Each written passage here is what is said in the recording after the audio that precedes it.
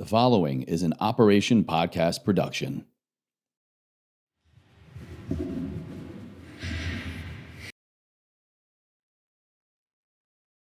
So how do you live through love? So what's in a name? What's its purpose? To get your attention, so the law knows who you are. But really, what does someone feel when they say your name?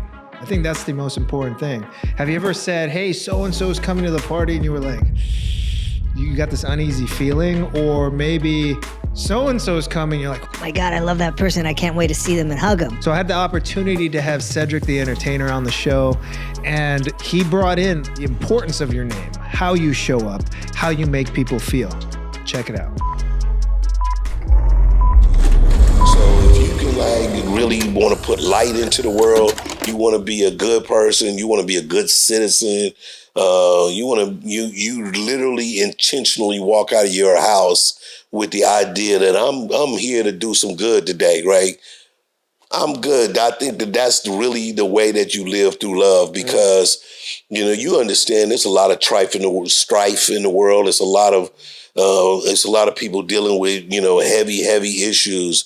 And so I think that, you want to be the kind of light that people can look and know that. I always say, your name represents you. So it enters the room before you come, and it stays long after you're gone. So what does that mean? That's living through love. If people say my name, do they smile? Do they think of something cool? Do they think of something dope? Or do they have a visceral reaction like, not that, and you go like, that's a very real thing. My mother taught me that. She was just saying that she was taught me that about credit. She was just saying, that's what credit is. Your name, your person, who you are. Of course it comes down, like if you're going to put it on buying a house or something, you got to kind of go through that. But basically, it's all about, like, when I look down and see you without ever seeing you, do I think like, all right. So if somebody tell me your name and they mention you, and my first reaction is, oh yeah, that's my guy. That's love. That's living through love. If I go like, I don't know about that motherfucker right there. Yeah. Then you realize you're doing some things wrong in life. You need to get it together. Yeah. I love that. Well said. Using your name as credit. Yeah, man. So imagine just waking up every day with the intention of like, today, I'm going to make sure everyone knows that I'm coming from good, that I'm coming from love. And I leave with the intention, I want someone to feel good when I leave the room, when I enter the room, when they think of me. Now imagine if everyone showed up that way in the world. How would the world be? I think it'd be a more loving place. So thank you, Cedric, for that tidbit. I know I'm taking it to heart, and I want to make sure that people feel good when they think about my name. And I hope you do the same. So how many of us are eating at the self-help buffet? Got the books piling up in the corner, Motivational Mondays, hashtag inspiration, you name it. A lot of us have done the work. We're aware of what we need to do. And I know I fall victim to this all the time. At the end of the day, we're trying to be better people, and we can only do it by our actions. Check out what Adam Rojas says here about the difference between awareness and change. The process of integration, right? Integrating what we experience and whether or not people know how to do that. Because integration is, people get confused by the idea of thinking that awareness equals change.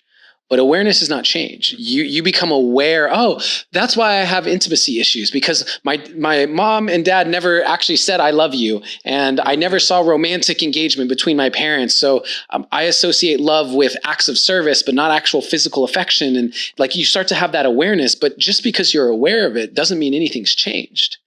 Nothing's actually changed until you start making some new choices. And the process of making new choices in the face of old familiar energetics and circumstances is the process of integrating who you want to be into your day-to-day life. And over time, that process of consistently making those choices becomes embodiment. consuming all the content may make us aware. It may make us realize what the thing is, the problem is, where we can do the work and dive into it. But ultimately, that doesn't make the change happen. That won't make me a better person if I'm actually not acting upon it. So I need to choose to make the change around the problem that I am now aware of. You know, awareness is opening the door. Change is the practice of walking through it. Yeah, you know, sometimes I say things like this. We're going to die. That's it. You know, the day you came out of your mama and the doctor slapped that butt and you started crying, we were that much closer to death. And let's not look at this as morbid. It's the truth, but we don't know when our expiration date is, right? We're born, there's a dash, and we're living it out. How do we maximize it? But don't forget, like, life is short. We're going to die. Check out this clip from Rosie, just bringing this again as a reminder and perspective. To remember that we're only here for a short period of time. I was driving to I did a virtual book launch party because, you know, just everything that's going on, it just felt like the safest bet. Mm-hmm. Well, we get on the freeway and the time is just increasing and increasing. Well, my ETA was 30 minutes past the time we were airing. We passed by this terrible, terrible, fatal car crash. And in that moment, it was like an instant experience. I'm like, wow, somebody just died. That person's not coming home. And here I am, stressed out about going to a book launch party about radical love. Mm-hmm. And the universe has a funny way of putting things into perspective. Life is now. That's it. Go live it. Are you a spectator in the game of your life? You know, we have all these things coming at us all the time, causing decision fatigue, and we're just avoiding things, right? We're saying we're busy and remaining busy and throwing around busy just to feel like we're making decisions or choices or moving forward. Check out this clip from Ben Smith on making choices. Choice and decision, these words, but it's like just choosing commitment to anything. And that's like, you know, I keep saying, this is the thing I'm working on, and this is the thing. There's like 80 things that I'm currently focused on, which like is probably a problem in and of itself. But I think like at the base level, it's like I'm making choices and I'm committing to things for myself and for other people. Mm-hmm. And like, even as simple as like, I'll try to make it. It's like, well, just fucking commit. It's like fucking just choose one or the other. Mm-hmm. And I know that that's a different like context for trying, but like, just fuck it, just choose. Yeah, that's it. Life's a choice. We're the sum of our choices. Yeah. And that's all that matters. So, I mean, he summed it up right there. Just choose. We are the sum of our choices. We make our choices with intention and commitment, or somebody's going to make them for us. The key is realizing this and making the choices on our own terms. Put yourself in the game. Don't wait for someone to do it for you. Who are you? Who am I? You know, I don't know, but you know, people tell us who we are all the time. But how many of us are actually choosing who we are? Check out this clip with Laticia. God did not create that. God didn't put me here on this earth to be like this figure that the society has created, what the magazines like portray or these movies. No. But it took me a while. I'm 34 now, so it took me 34 years to get to a place where you have to find out who you are. Because if you don't know who you are, you're going to fall into this bullshit, these stereotypes, you wanting to look like the girl on Instagram, or you're comparing yourself to these people on TV or on the magazines. You know what I mean? Like it takes a lot of work. It's not easy because since we're children, we're shaped from our parents, from society. They're shaped from their parents, from their parents. So it's this ancestral lineage that's passed down to us. And it's up to you to kind of break that and be like, yo, I'm living for myself. I'm owning who I am. And who I am might not look like the girl next door. And I don't care because I love who I am. You know, the struggle is real. You know, you're trying to live up to everyone's expectations and definitions of who you are. You're trying to look like the boy next door, the girl next door, the guy on the billboard, the guy in the movies. Yeah, I'm a guy, so I'm gonna keep saying guys as examples. But we are me. I am only me. And there can only be one of me. I can't be anyone else because everyone else is taken. You are you and I cannot be you. And I think when we realize that, we're just gonna be in a happier, healthier place. And trust me, there's days where I'm on one side of this conversation and I'm on the other side. Everything is a daily practice. Again, living through love is a daily practice. Defining who we are and owning who we are is a daily practice. You know, I sometimes question, where do I get the energy? I'm tired. Where does this come from? And we often don't want to do the thing. I don't always want to jump out of bed and go to the gym. I just do it, you know, and I don't want to do the research. I don't want to do the planning. I don't want to do the work or the practice. We hear that in our heads 1,000,001 times. And where do we find the fuel to do the things we don't want to do? Well, my friend Humble here has got a great message for you and a great way of reframing the use of love as fuel. I view love as a fuel, not glue. When I look at things through a lens of love, it means I have the energy to do the work. So when I don't want to do it, I don't attribute that to a lack of love.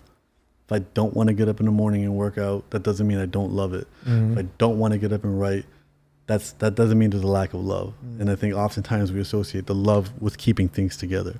Love does not keep people together. It does not keep companies together. It does not keep a society together. Love is the fuel that will make us do the very hard work to keep things together.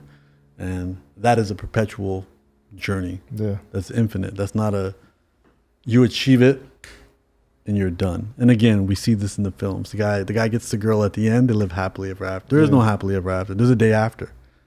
There's always a day after until there isn't a day after. Wow, you heard it there, right? You know, it's not about just thinking love is about romance and Valentine's Day, but love is the fuel to help us do the work.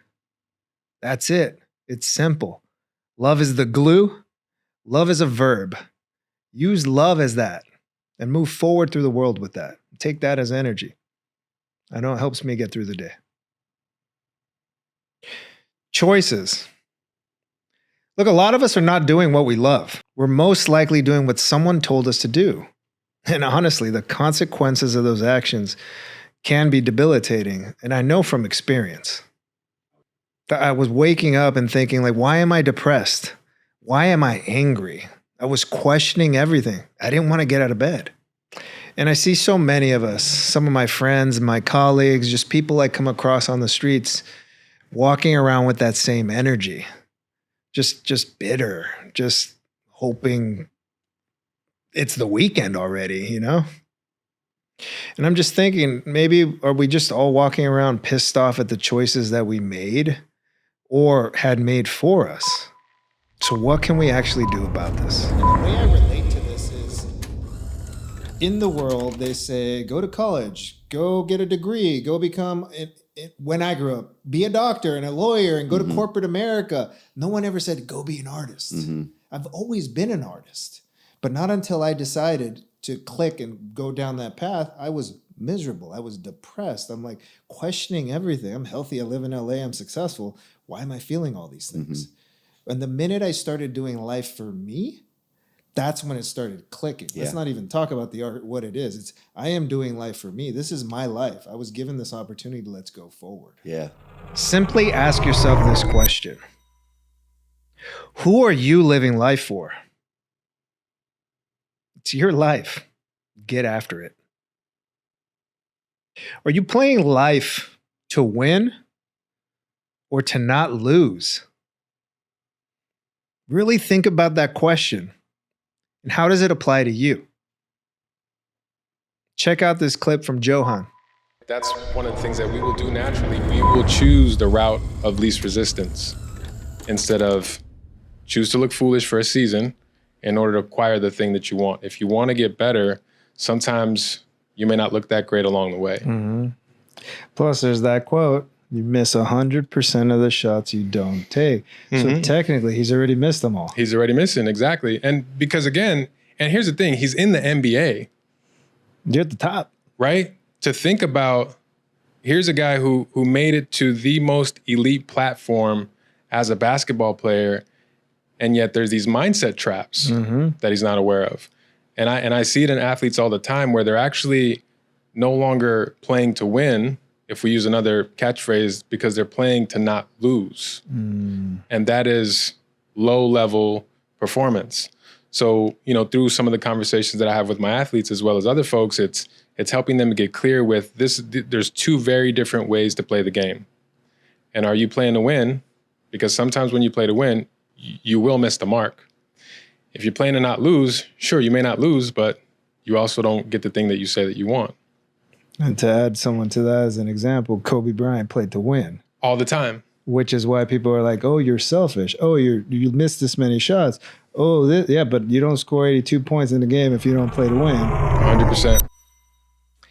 I often ask myself this question and other questions like, am I playing small right now? Am I doing everything I can to get to the next level? What else can I do? No, seriously though. How often are we playing to win? Playing all out? I know I'm trying to do it as often as possible, but just realize even those at the highest level of their game, of their sport, of whatever they're doing, have the same mental blocks and conversations that we have. We're all in this together, but realize at the end of the day, only you can control the outcome of your life. Just play to win. There's a few consistent reminders and messages that come up on this show and as a way of living through love. And it comes back to doing life for you. The shouldas, the wouldas, the couldas, the doing what is right because you have to for your parents or for whoever you're making that decision for. Just remember, you don't owe anyone anything. You owe it to yourself to live the most fulfilled life possible, to show up with love, and then give that back to everybody else. But if they want you to be a dentist, you don't have to be a dentist. Check out this clip by Natasha. Reevaluate. So living your life through love for me means being authentically listening to yourself, taking the time to get to know yourself, doing things where you're like, that is not what I want to do, or that really feels good and I didn't expect to really like that. It's experimenting with yourself and not allowing other people to manipulate or interfere with that inner choice. I love that. Live life for you. The life will be more fulfilling. Life will be more fruitful. You will be happier. It will be simpler for whatever it is that you want it to be. It's worked for me. So I've been in relationships where, on either side of it, whether it's me, her, them, whatever the case is, where the other person didn't love themselves. And at first, before I really started practicing and diving in and learning about what the embodiment of using love as fuel or as work or living through love means, I used to think there was something wrong with me, and how often do we think there's something wrong with us? And how often do we not realize that it does start with us? And this clip is just a good example of it starts with self-love. And it starts with loving yourself. And it doesn't mean you're always the one in the wrong, because you can't control how other people show up also. Check it out. It's about loving yourself. But I think it's deeper than that. It's accepting the fact that you're good enough to love yourself. And for me, I feel like a lot of my life, I get paid to take care of people. But I don't know that you can love anyone until you can love yourself. And I think that's the part that, that most people should figure out, because, you know, like I battled, you know, certain addictions and things like that for a long time. And I never went to seek any professional help because I never wanted to feel like I lost the fight, you know? And so like LA, you move here, you get sucked into these parties and you go down these paths. And I mean, these things have been in my life since I was 15 years old, but it was like, I still like, I enjoy a glass of wine with dinner and I enjoy the ritual of a lot of these things, but I had taken it to like extreme levels at a certain point in my life. And I had to love myself enough to fix it myself. And I think that that's probably the best way I would answer that is that, you take care of you, you know, and once you can do that, it's going to be easier to take care of others. I think that's it. Just remember, you're good enough to love yourself. And when you love yourself, you can freely give love to the rest of the world. You know, looking back at so many moments and decisions in my life, the topic or the concept of self-betrayal, you know, gets crystal clear. You know, how many times have I broken a promise to myself? How many times have I camouflaged something in the vein of it looking good, showing up as successful, looking at it in a positive light? But the concept of self-betrayal is really interesting because how often are we breaking our own word? You know, moving things to the next day, just not doing it. We can't keep the word to ourselves. How can we keep our word to anybody else? So self-betrayal. Just think about it. You have succeeded before. Yeah. So, trust you. Yeah. And on the other side of it, it's like we are never going to live a fulfilled, happy life that we can be proud of when our days are filled with self-betrayal. Mm-hmm. And for what so many of us, myself included, what I call success for so many years, it was actually just self-betrayal. You know, and came a moment, I remember being in a therapy session when I was here in LA, and I actually used this in one of my keynotes, but my therapist looked at me and she said, Caleb, you are never going to be satisfied and proud of what you accomplish until you're satisfied and proud of who you are. And every day you spend is a day, or every day you spend, you spend every day in this form of self-betrayal, and you call it hustle, you call it ambition, but it's fucking self-betrayal. And nothing's going to change until you change that. And so like, what is this concept? And you know, what I speak about often is the term like grounded success. Like, what does success look like that doesn't cost us at the expense of self? You know, because that's the new way of doing things. And so, yeah, that's, I think, the journey on the other side of, for so many people right now, I think people are, you know, they're finding themselves the type of tired that more sleep doesn't solve. Because they have been running as fast as they can, as hard as they can, for as long as they can, trying to fill that void and to make up for the inadequacy that they might feel in their lives. Or there's that ache that there's something missing, that there's something more out there. And so if we can just climb this upward trajectory a little bit longer, a little bit taller, we'll find what we're looking for, but it's never fucking ever enough. So at some point, you just have to go into the ache, right? You gotta see, you know, how you're doing life is no longer working, and you're going to have to be willing to make that hard change. And usually it looks like creating distance and walking away.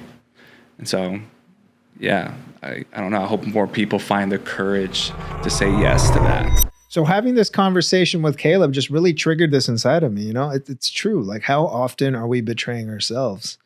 I know that when I'm negotiating something and I put it aside, I don't feel so well. But when I negotiate, catch myself, and follow through with it, I feel amazing. So let's just realize that, and just realize once we keep our word to ourselves, we're totally loving ourselves.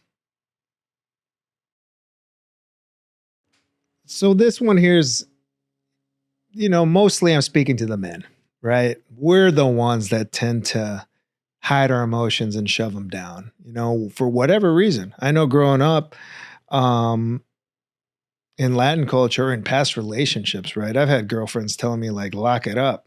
Like, why are you being sensitive? That's not cool. And I'm like, wait a minute, isn't like being vulnerable and showing emotions like a place of power and strong? No, we were probably told that it's a position of weakness.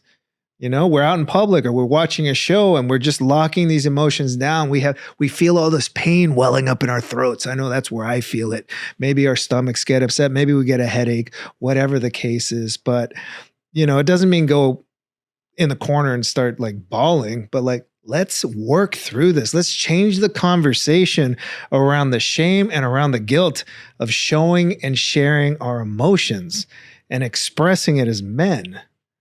Just check out this cool exercise that I learned from Doug about the 90-second rule. Like imagine just allowing 90 seconds to let this come across you and then see what happens on the other side.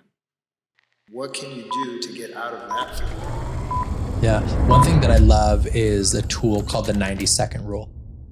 And the 90-second rule basically states if you fully embody an unpleasant emotion for 90 seconds, without fighting it, without resisting it, without trying to push it away, let it come. It's knocking on the door. In the past, you lock the door, turn off the lights, turn on the alarm system, go hide in the closet, try and avoid it. I mean, I hide it. I feel the physical pain hiding it here sometimes. Yeah. It's not comfortable. But for 90 seconds, if you can let the emotion in, open the door, invite it in, and just let it fully embody you. Scientifically, it says within 90 seconds, that emotion will subside. I'm going to try that. 90-second rule, right? And so that's one thing that I love to do where it's like, oh, I'm starting to feel a little angsty right now. Where is this coming from? Rather than trying to think my way out of it and avoid it. 90 seconds, really embody it. And you said it exactly right. It'll move through. Look, it's not easy, and I've actually tried it now several times. And what I can say is 90 seconds is quick. It comes and it goes, and then you're through it. It doesn't linger, right? And we're not just talking about crying because you're emotional and sad. Like, let's talk about anger, right? Anger and impatience and conversations where you beat yourself up. Like, let it sit for 90 seconds, move on. Guess what? It's gone. It's in the past. So let's practice getting through the moment instead of swallowing the moment. So living through love, right? Choosing love, looking at the world through the lens of love. What if we realize that as human beings, we're on here to just love? And all of our actions are stemming from love. We're either trying to express love or we're trying to receive love. Check out this clip from Goldberg talking about this. Economy now. It's not TikTok. It's not everything. But here I am doing it. I ventured out there and I have to do it. It's something that's part of me. Yeah. And it's all kinds of creating, not just on the wall or a painting, but I've distilled it down to live through love, right? Nike, just do it. Ruben, live through love. Yeah. And then the premise of that is we operate out of love, we operate out of fear. Mm-hmm. Everything fills under those two pillars. How would you describe live through love? Well, I mean, here's the thing. I don't remember who said this. It may have been Don Miguel Ruiz who said, I think he said it, everything's either an expression of love or a request for love, right? So me at my worst, anybody else at their worst is at worst trying to get love, right? So if everything is viewed through the lens of an expression of love or a request for love, I can have more compassion for the people that I want to choke, and also have more compassion for myself when I do things and go, oh man, I'm beating myself up. I'm such an asshole. I shouldn't have done that. I should have done something different, and to come from love for myself as well. So it's everything, bro. That's why I love your message. I agree with it 100%. Not that you needed me to, but I love that. Okay, we're done. That's it. He summed it up so eloquently. We're all just seeking love. And I just think the problem really is that we love to overcomplicate everything. Love is the answer. And let's just try to use that and come from there as often as possible. So of course I had to bring my wife on the show, right? I mean, this is my partner in crime. This is who keeps me in check, right? One of our vows was, I will be your greatest adversary. She actually said that, right? And she truly is, and it's amazing, and thank you. But we're both first-time parents, and we're learning on the fly. None of us come with instructions, right? We just appear, and here's a kid, and they're like, are you sending me home with this? It's an amazing journey, but check out this tip from my wife, because it's something we take to heart. And this is speaking to the parents. Just be gentle on yourself. I mean, I'm like a big preacher. You know, I'm always a big preacher about taking care of yourself before you can take care. And people are like, no. I just think, and again, I'm not an expert mom, but from my 15 months of experience, I can't imagine I can't see what kind of mother I would be if I only put all my energy into Remy and none of it onto me. Or to us. Mm-hmm. Like if we didn't continue doing the things we did, if I didn't continue taking care of myself, the things that matter to me, eating healthy, working at prioritizing, getting my nails done, going out with my girlfriends, those things may not seem important to other people, which is fine. But to me, that's also what made me me. Mm-hmm. So if as soon as Remy came, I was just like, oh, I don't matter anymore. Only this child matters. I don't think I'd be a very happy mom. I think I'd be a little bitter mom. And as time went on, I'd probably get a little more bitter. And I think that's why, sometimes you see resentful parents. Eventually their kids go off and leave the nest and they're like, I gave up my whole life for you. Well, that was the first mistake. Your kid doesn't need you to do that. They just need you to be present and a good parent. And I don't believe the parent that sacrifices the most is like a better parent. I've never believed that. Again, with my 15 months of experience, but I've always thought that, but now that I have a kid, I can, really strongly say that. But that applies in everything, right? The martyr mentality doesn't mean you're going to come out on top. If you can't take care of yourself first, you can't take care of anybody else. And that's I wish we taught that more to parents, because I feel like we just teach parents they have to do more and more and more and more and more and more and take on more and do this and do that. And I get comments all the time, how do you make parenting look easy? It is not. It's the hardest thing I've ever done in my entire life. But I do what I can. And then sometimes a ton of stuff doesn't get done, and that's okay. And sometimes I go get my nails done instead of doing something for the baby or for the house, because that's what I want to do today. So, I have a lot of friends that were parents, and I'm looking back at my parents, and I just see how run down a lot of us are, because I'm a parent now, I can say it. And it's true, we're tired, and we've got to show up for our kids. There is no such thing as a hangover anymore, right? Or being sick. There's no sick days. You're sick, you still got your little guy there that's like, yo, daddy, let's go party. Let's go do the things. I'm ready to go. You have to be ready, but how do you do that? If you're sick, yeah, that's one thing. You can't really control that, but just realizing that taking care of yourself, filling up your own cup, to be able to show up for your offspring is huge. Whatever that is, that's going to the gym, that's getting your nails done, that's getting a massage. I don't care. Go do it. It's so important. Love you, because they will see it and benefit from it. There's a reason for everything, right? We could find a meaning in every situation, whether we choose to look at the negative side or the positive side. Are we looking at it through the lens of fear or the lens of love? Here's a good exercise in practicing, just finding the good angle. Find the good and apply it to what's happening right now. Yeah, that's like a little life hack. Find the easy. There's two ways to look at every situation. Mm-hmm. If there's a bad situation, I'm going to try to find something good in it. Like I got to find an angle. I was tested with something last night and it was just driving me nuts. And I was like, I got to find the good angle. And I'm just like searching for all these doors in my mind. And I'll literally go through door after door. Because a lot of times when we have something negative, we keep going through that same negative door. But I'm just like searching. There's got to be another door. And then I keep looking at it from all the different perspectives. I'll put myself at the different seats at the table so I can see it from a different angle. And then when I find it, I'm like, bling, all negativity gone. And it frees me. And that's how I'm able to stay in my love frequency. Because the key is to stay in that love frequency. Because the love frequency is how you unlock all magic. Yeah. Like love is like a vibration. And that vibration is, to me, God. So God is love. Finding the good angle is looking at the world through the lens of love. Positivity and optimism could help us get through tough and difficult situations, or it could just make the mundane more fruitful. Thank you for making it this far. That wraps up part 1 of the Live Through Love show recap. We've had some amazing guests, and part 2, the next video you're about to see, have even more guests. And we're just highlighting how everyone's living through love, how they're showing up in the world, and honestly, how I can implement this in my life for my shortcomings and how I'm trying to be a better person. Because I don't want to tell you how to do it. I want to show you how I'm doing it and how people are already doing it. And please join us in the movement and live through love.